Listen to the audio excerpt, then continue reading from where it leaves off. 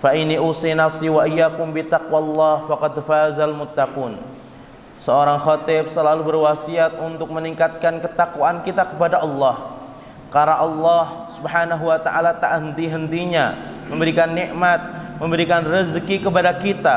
Oleh karenanya, sebagai hamba yang tahu diri, sebagai hamba yang sadar diri, hendaknya ia tidak bosan-bosan untuk selalu bersyukur, tidak bosan-bosan untuk selalu sujud dan beribadah taat kepada Allah. Sidang jamaah Jumat yang kami muliakan karena Allah Subhanahu wa taala.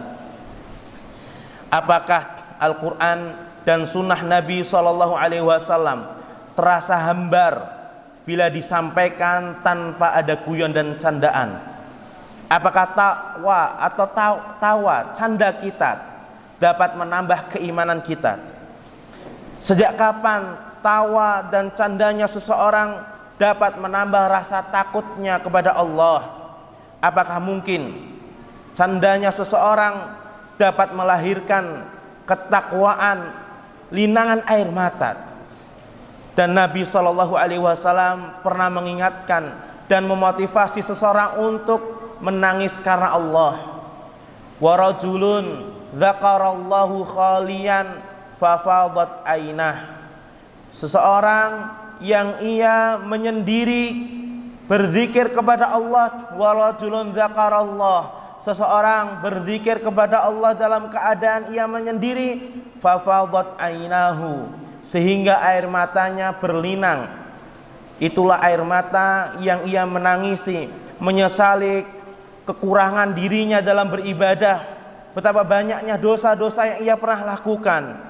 Bahkan beliau sallallahu alaihi wasallam memotivasi kita dengan sabdanya, ya umat Muhammad, wahai umat Nabi Muhammad, demi Allah, lau alimtumu, seandainya engkau mengetahui apa yang aku ketahui, la bakaitum katsiran, niscaya engkau akan memperbanyak menangis, wala dhahiktum qalilan, dan engkau akan menyedikitkan tertawa. Seandainya kita mengetahui apa yang diketahui oleh Rasulullah sallallahu alaihi wasallam.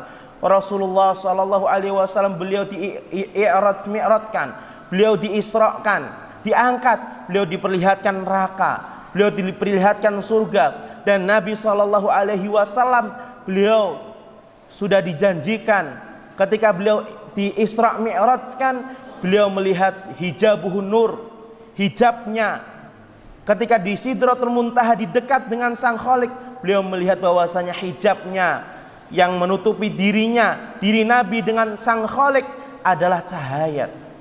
Ketika kita mengetahui hal ini dengan detail, dengan serius, dengan sungguh-sungguh, niscaya kita akan memperbanyak menangis dan menyedikitkan tertawa. Sidang jamaah Jumat yang dimuliakan oleh Allah, Allah berfirman di dalam surat Al-Hujurat ayat ke-11 yang memotivasi kita untuk menjaga lisan, tidak mudah merendahkan orang lain.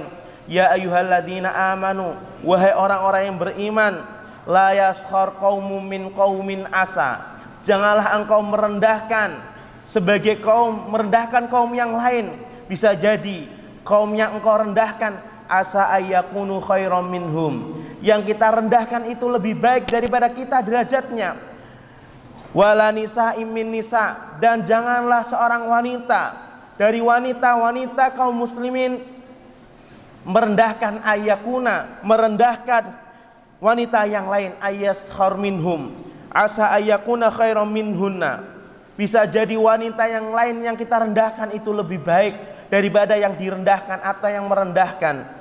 Wala talmizu anfusakum wala tanabazu bil alqab, janganlah salah seorang di antara kalian memberikan laqab, memberikan gelar-gelar yang buruk. Bi'salismul fusuqu ba'dal iman, hal demikianlah sejelek-jelek panggilan setelah panggilan keimanan. Sidang jamaah Jumat yang dimuliakan oleh Allah, petunjuk ayat ini, petunjuk ayat pada surat Al-Hujurat ayat 11, bahwasannya jangan kita mudah merendahkan, jangan kita mencaci maki, jangan memanggil dengan panggilan yang buruk, jangan memberikan gelar dengan gelar yang buruk, sebutan yang buruk, label yang buruk, baik lewat lisan ataupun lewat tulisan, atau memosting postingan yang menghina orang lain, atau juga ia memberikan label, dan hal ini termasuk larangan.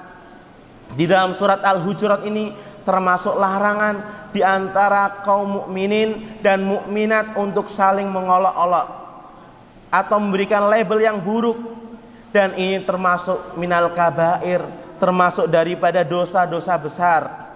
Sidang jamaah Jumat yang kami muliakan karena Allah, lihatlah hadis orang-orang yang merugi. Ya'ti bi sholatin wa zakatin wa saumin. Orang yang merugi, ia bukan tidak memiliki amal kebaikan. Orang yang merugi bukan ia tidak memiliki amal soleh. Orang yang merugi ketika ia membawa sholatnya. Orang yang merugi ketika ia membawa pahala puasanya, pahala sedekahnya. Waqad syatama hadza. Dia merendahkan orang lain, dia merendahkan derajatnya orang lain, ia menjelekkan orang lain. Maka orang yang ini pahalanya akan diberikan, akan ditransfer kepada orang yang ia rendahkan, sehingga ia merugi. Jamaah yang kami muliakan karena Allah, kami sebagai seorang khatib memberikan wasiat, jauhilah, hindarilah oleh kita setiap julukan, ujaran kebencian, postingan yang memiliki kebencian, termasuk juga ceramah kebencian. Kalau di antara jamaah ditakdirkan oleh Allah memiliki seorang anak yang akan menjadi ulama, seorang anak yang alim, maka ketika diberikan panggung, diberikan kesempatan untuk berceramah, tidak usah memaki-maki orang lain, tidak usah memaki sana sini, yang lurus-lurus saja. Sampaikan dari kebenaran Al-Quran, sampaikan dari nilai-nilai kebaikan hadis Rasulullah SAW, tanpa harus mencaci maki orang lain, menghina orang lain, mengumpat orang lain, dan merendahkan orang lain. Aqulu qouli hadza wa astaghfirullah li wa lakum wa lisairil muslimina min kulli dzamb fastaghfiruhu innahu huwal ghafurur rahim.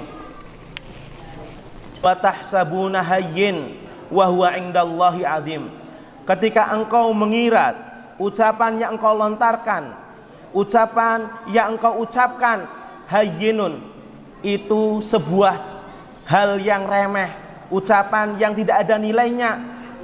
Wa huwa indallahi azim, padahal ucapan tersebut di sisi Allah amatlah agung.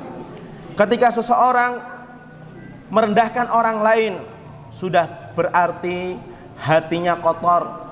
Sehingga Rasulullah SAW pernah bersabda, "Idza asbah ibnu Adam fa inal a'dha'a kullaha tukaffirul lisan."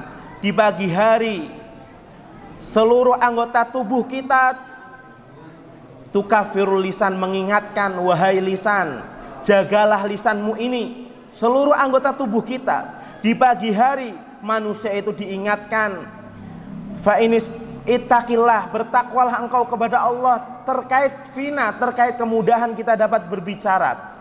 Diberikan nikmat walisana wa syafatain, kedua lisan dan kedua belah bibir, kedua buah bibir.